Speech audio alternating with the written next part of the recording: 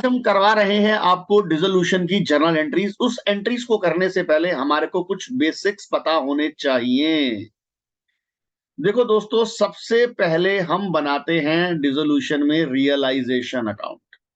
The nature of realisation account is nominal. सबसे पहला काम क्या करते हैं? सबसे पहला काम करते हैं असेट्स ट्रांसफर करते हैं रियलाइजेशन में। देखो, आपको कुछ मीनिंग्स, कुछ बातें अच्छे से पता होनी चाहिए कि रियलाइजेशन में असेट्स को ट्रांसफर करने का मतलब क्या होता है। इसका मतलब होता है to cancel the balance of assets from the balance sheet. Assets का बैलेंस डेबिट, असेट्स का बैलेंस डेबिट, खत्म करेंगे तो क्या करेंगे? क्रेडिट। यानी एंट्री होगी रियलाइजेशन टू सन्ड्री असेट्स। यहां आएगा मित्रों सन्ड्री असेट्स बुक वैल्यू पर। क्या दिनेश सर सारी की सारी असेट्स ट्रांसफर करनी है?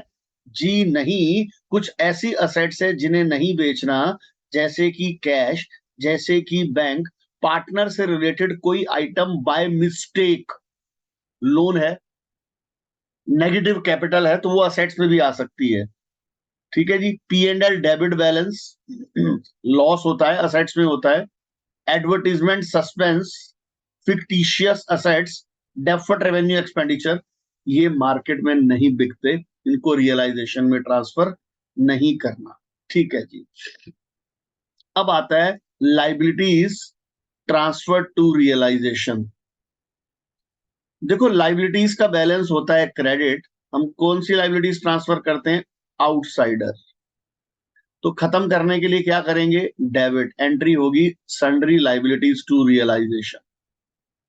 तो दोस्तों यहां पर आएगा by outsider sundry liabilities book value पर।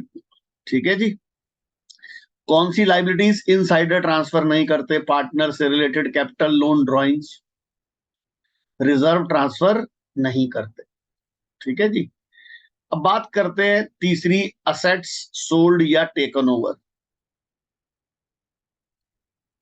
मैंने असेट्स का नाम खत्म कर दिया, मैंने लाइबिलिटीज का नाम खत्म कर दिया।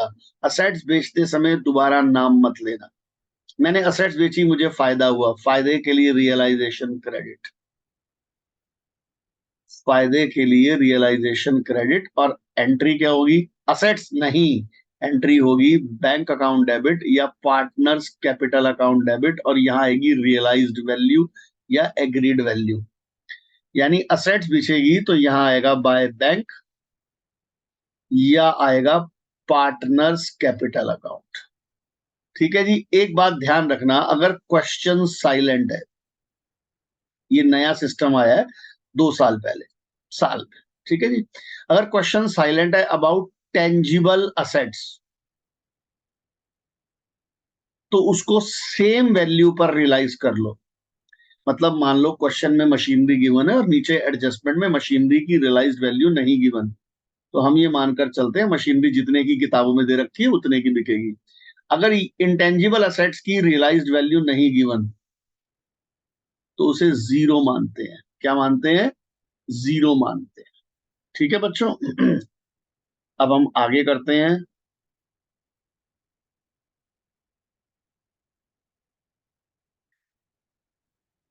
लाइबिलिटीज पेड या टेकन ओवर, ये बनाया रियलाइजेशन। यहां लाइबिलिटीज ट्रांसफर करते हैं और यहां लाइबिलिटीज या तो पे करते हैं या पार्टनर लेकर जाता है, या तो आता है पेड वैल्यू या agreed value. If question is silent, अगर क्वेश्चन साइलेंट है about payment of liability, pay them at full value.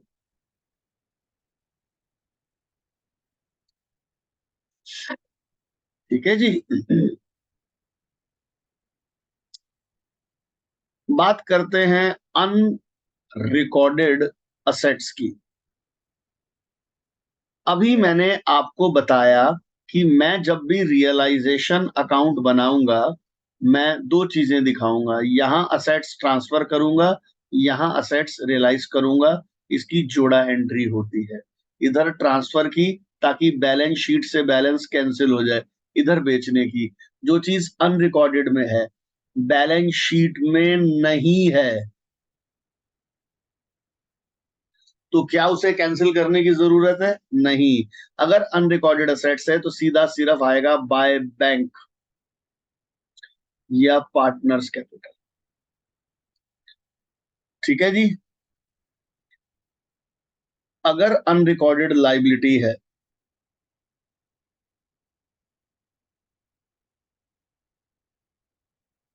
मैंने अभी बताया हर चीज की दो एंट्रियां होती है। यहाँ लाइबिलिटीज ट्रांसफर होगी, यहाँ लाइबिलिटीज पे होगी, जोड़ा एंट्रियां। लाइबिलिटीज ट्रांसफर का मतलब to cancel the balance of liabilities. जो चीज पहले से बैलेंस शीट में नहीं है उसे कैंसिल करने की जरूरत नहीं है, सीधा टू बैंक पेमेंट वाली एंट्री होगी या पार्टनर्स कैपिटल। अब जितना मैंने आपको बताया उतने से रिलेटेड क्या एंट्रीज बनती है मैं आपको बताता हूँ। आप बनाते हैं रियलाइजेशन अकाउंट। ठीक है बच्चों, आप कोई भी अकाउंट बना रहे हैं दोस्तों, हमारा ये सिस्टम होता है। इधर देखो, यहाँ पहले एंट्री यूं होती है और यहाँ से यूं होती है। जैसे पहला मैं लेता हूं, मशीनरी सोल्ड। ठीक है बच्चों, अब आप मशीनरी कहाँ बेचोगे? यहां बेचोगे आप मशीनरी, लिखोगे बाय बैंक। तो एंट्री क्या बनी? Bank to realisation.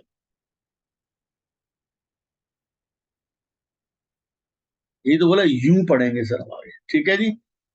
दूसरा, machinery taken over by a partner Aditya Tuteja.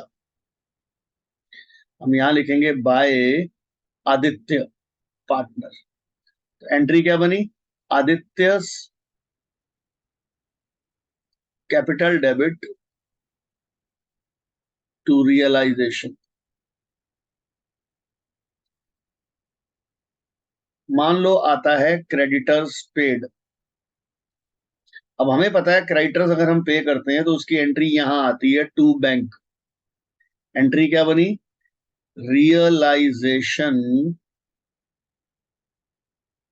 To bank.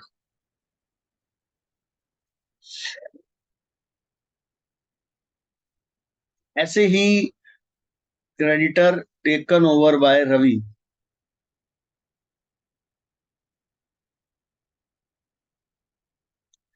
तो एंट्री होगी रियलाइजेशन टू रवि।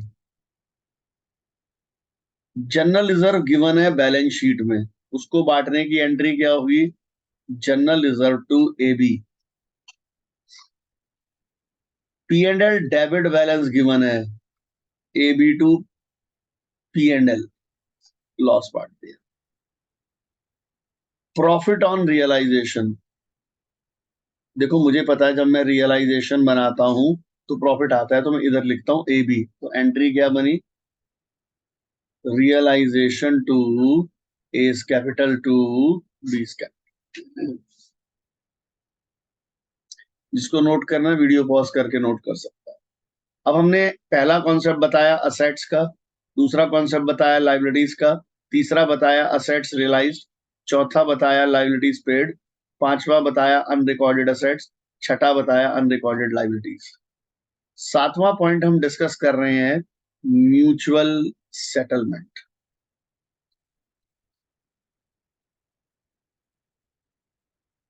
दोस्तों म्यूचुअल सेटलमेंट के तीन केस होते हैं, वैसे इसकी कोई एंट्री नहीं होती, मैं इसका रीजन बताता हूं। Creditors of 50,000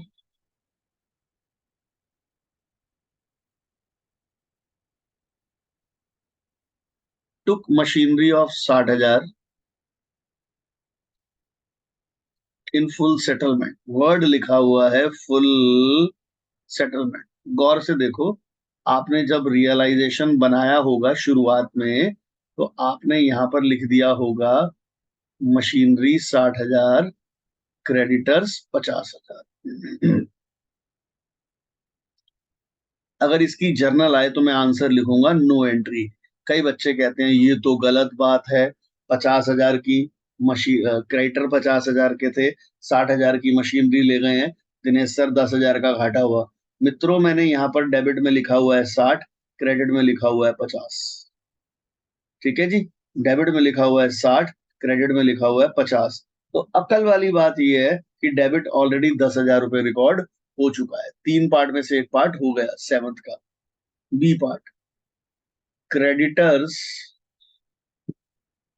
of 50,000 took machinery of 60,000 at 30% discount. यहां पर फुल सेटलमेंट जैसे शब्द का इस्तेमाल नहीं किया हुआ। तो क्रेडिटर्स को हमने देने थे 50,000 रुपए और मशीनरी वो लेकर गया 60,000 का 30%, 18 घटाया 42। यानी वो कह रहा है मैं मशीनरी की कीमत 42 मानूंगा। क्रेडिटर को हमने 50 देने थे, 42 हमने दे दिए, बचे कितने मित्रों? 8। तो वो 8 की पेमेंट तो देखो हमें करनी पड़ेगी। तो realisation to bank 8,000। C part, creditor of 50,000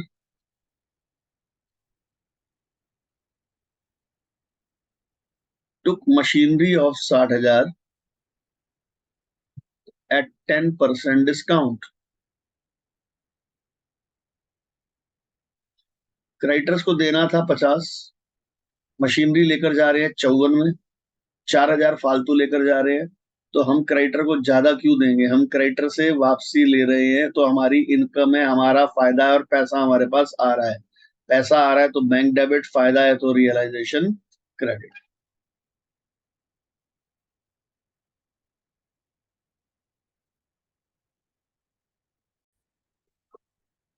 अब हम करवा रहे हैं कॉन्टिंजेंट लाइबिलिटीज। कई लोगों को समझ नहीं आता कंटिंजेंट लाइबिलिटीज क्या होती है। Contingent liabilities are those liabilities which may और may not arise in future. Sir हमारे 11th क्लास के सिलेबस से बिल्स ऑफ एक्सचेंज कट गया है। वैसे मैं बताता हूँ, B R under discount is a good example of contingent liability. कहानी क्या है जरा गौर से सुनो। मैंने आपसे पैसे लेने हैं, मैं हूं ए, आप है बी। मैंने बी से पैसे लेने हैं, बी को मैंने सामान बेचा है, बी मेरा डेटर है। मैंने बी को 10,000 रुपए का बिल लिखा, नाम बदल गया। पहले बी का नाम डेटर था, अब मैं बी को बोलूंगा B R, bills receivable. B मुझे पहले बोलता था क्रेडिटर, अब बोलेगा बीपी। तो इसे कहते हैं bills of exchange, negotiable instrument act 1889। तो मेरे भाई मैंने बिल लिखा बी पर, मैंने बिल लिखा बी पर, मैंने बिल लिखा बी पर, तेरे नाम हो गया बी आर और दूसरे उसका नाम हो गया बीपी। मेरे को सबसे बड़ी फैसिलिटी है, मैं बी आर अंडर डिस्काउंट कर सकता हूं। बी आर अंडर डिस्काउंट का मतलब क्या होता है दिनेश सर? मुझे बी ने पैसे देने थे कितने टाइम के बाद? मुझे बी ने पैसे देने थे 3 महीने बाद। मुझे पैसे की जरूरत पड़ रही है अभी। मैं गया बैंक के पास, मैंने कहा आप बी से 3 महीने बाद ले देना, मुझे आप अभी दे दो। सर बैंक हमारे चाचे का लड़का लगता है, हमारा रिश्तेदार है, हमारे बुआ का बेटा है। हाँ बैंक ये एक फैसिलिटी करता है, बैंक को क्या फायदा? बैंक मेरा अगर 10,000 का बिल है तो मुझे शायद दे देगा 9,800। बैंक को 3 महीने 200 रुपए का फायदा होगा। सर ये करोड़ों में भी हो सकता है, एक बिल की बात कर रहा हूं मैं तो सर बैंक को 200 रुपए का फायदा कैसे होगा? बैंक मुझे दे देगा एट प्रेजेंट 3 महीने पहले 9,800 और 3 महीने बाद बी से बैंक ले लेगा 10,000। मुझे 9,800 मिल गए, 200 रुपए कट के मेरे पैसे की नीड पूरी हो गई। वैसे भी तो बैंक मुझे लोन देता है, क्या हो गया? अब जरा गौर से सुनो। अब bill drawn on B 10,000 which was discounted from bank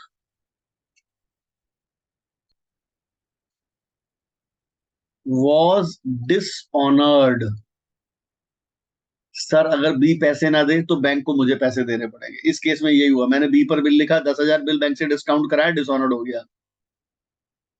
as acceptor can pay only 40 पैसा इन अ रूपी। अब वो इंसॉल्वेंट हो गया तो कोर्ट का ऑफिशियल असाइनी आया, तो कोर्ट के ऑफिशियल असाइनी ने डिक्लेयर किया कि उससे सिर्फ 40 पैसे मिलेंगे। अब कुछ बच्चे सोचते हैं दिनेश सर आपने बैंक को 10,000 देने थे, 4,000 रुपए तो वो दे देगा, 6,000 आप दे दो। तो बैंक ना ऐसी बेवकूफियां नहीं करता कि टुकड़ों में किश्तों में पैसे ले अलग अलग लोगों से। मैं बैंक को पूरे पैसे दूंगा, मेरा घाटा। मैं बैंक को दूंगा 10,000 रुपए, पूरा घाटा मेरा। और बैंक से मैं लूंगा, बैंक से नहीं, क्या कहते हैं, बी से 4,000 रुपए। अगर आपने इसकी एक एंट्री कर दी, मैं तो मार्क्स काट दूंगा दोस्तों। दो एंट्रियां करनी पड़ेंगी, बैंक को पूरे 10 दो और उस आदमी से आप लो। ये नहीं बैंक 200 तू दे दे, 500 तू दे दे, 300 तू दे दे, ये कोई मजाक का सिस्टम नहीं है सर। बैंक को आप पूरे 10,000 दो और आपने जिस जिससे लेने अपने खुद लो।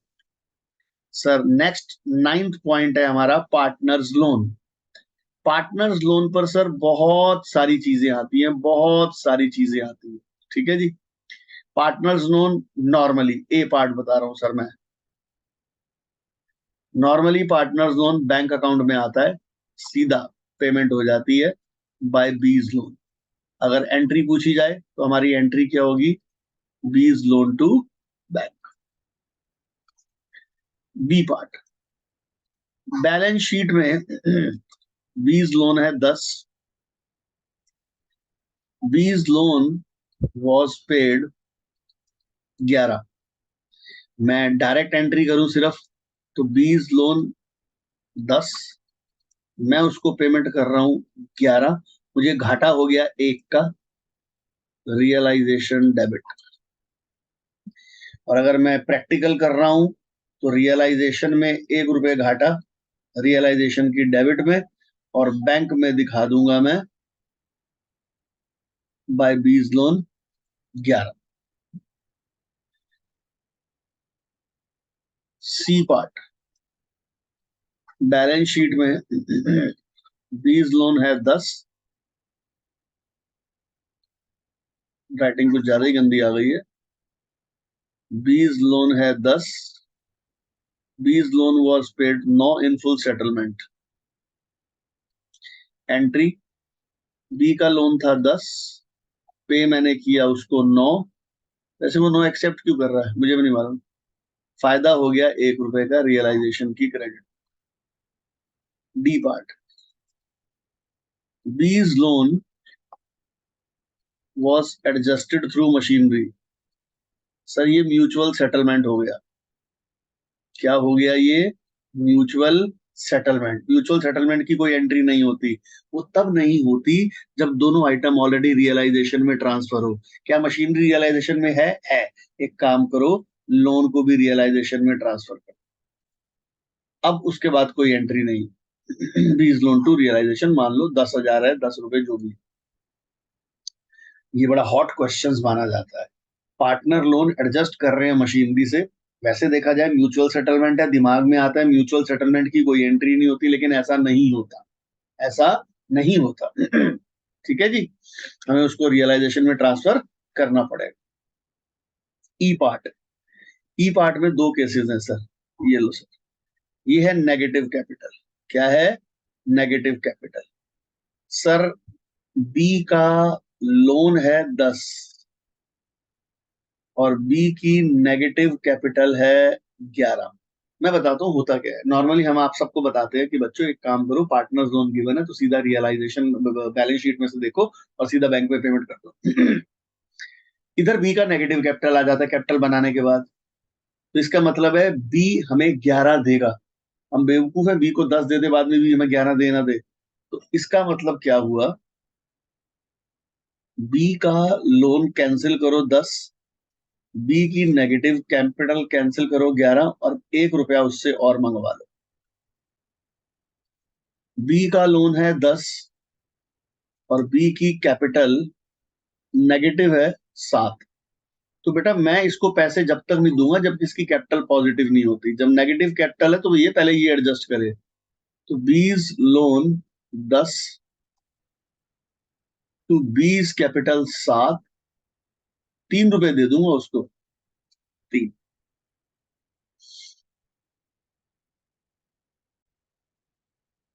लास्ट टॉपिक हमारा रह गया डिसोल्यूशन एक्सपेंसेस का। B was appointed,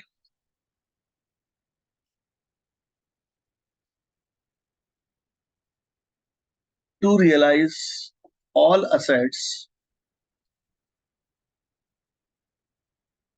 and to pay liabilities.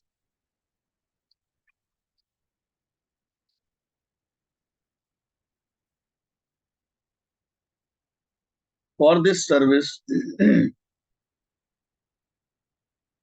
he was paid 10,000.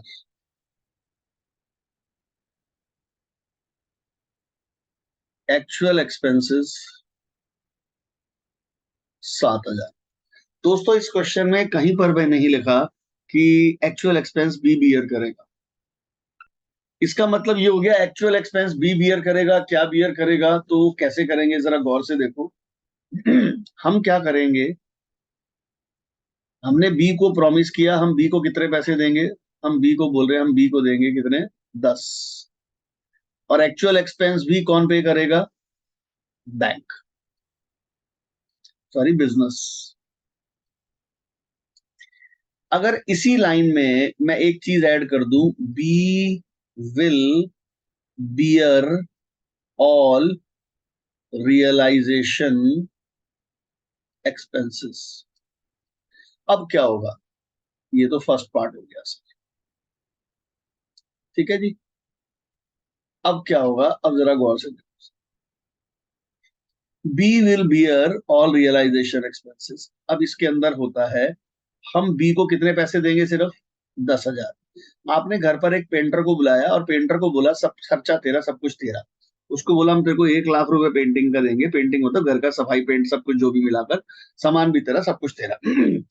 अब उसका एक्चुअल खर्चा 50,000 हो, 70,000 हो, 1,50,000 हो, हमें क्या मतलब? सेम बात है यहाँ पर, क्लियर मैंने लिख दिया, B will bear all realisation expenses. हम बी को बोलेंगे तेरे को 10 देंगे, खर्च 2 रुपए हो, 5 रुपए हो, लाख रुपए हो, 20 लाख हो, हमें कोई मतलब नहीं है। अब प्रॉब्लम आती है, ये एंट्री तो हो गई, अब एक्चुअल एक्सपेंसेस का क्या करें?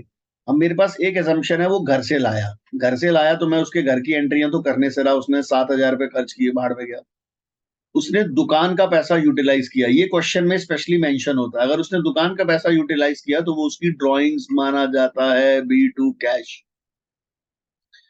मैं इससे रिलेटेड आपको 4 पॉइंट्स बना के बताता हूं, जरा गौर से देखो। देखो जरा, पहला पॉइंट, रियलाइजेशन एक्सपेंसेस बॉर्न, अगर कभी भी आ जाए ना बॉर्न बाय फर्म तो रियलाइजेशन वर्ड डेबिट हो जाएगा, और कभी आ जाए पेड बाय फर्म तो बैंक क्रेडिट हो जाएगा। Realisation expenses borne and paid by firm, entry होगी रियलाइजेशन डेबिट टू बैंक। दूसरा, realisation expenses borne by firm, भुगत कौन रहा है? फर्म, तो रियलाइजेशन डेबिट होगा मित्रों। पेड बाय पार्टनर, पार्टनर पे कर रहा है, भाई खर्चा किसका था? दुकान का, पे कौन कर रहा है? पार्टनर, दुकान की लाइबिलिटी पार्टनर को क्रेडिट कर देंगे, ये लो।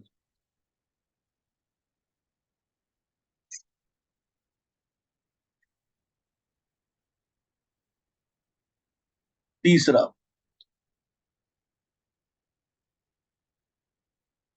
Realisation expenses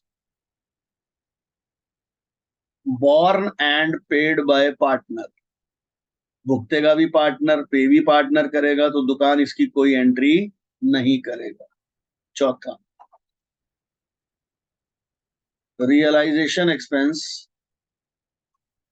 paid by firm, firm ने पे किया तो फर्म बैंक को क्रेडिट करेगी, फर्म बियर करती है तो रियलाइजेशन को डेबिट करती है। एंड बॉर्न बाय पार्टनर, इसका मतलब भुगतेगा कौन? पार्टनर, पे कौन कर रही है? फर्म, तो फर्म की एंट्रियां कर रहे हैं हम, फर्म के पास से पैसा जा रहा है और फर्म पार्टनर को डेटर बना देगी कि उसने हमारे बिहाफ पर खर्चा किया। तो ये बेटे डिसोल्यूशन की सारी एंट्रीज है। होप आपको ये वीडियो पसंद आए, तो आप चैनल को जरूर सब्सक्राइब कीजिए।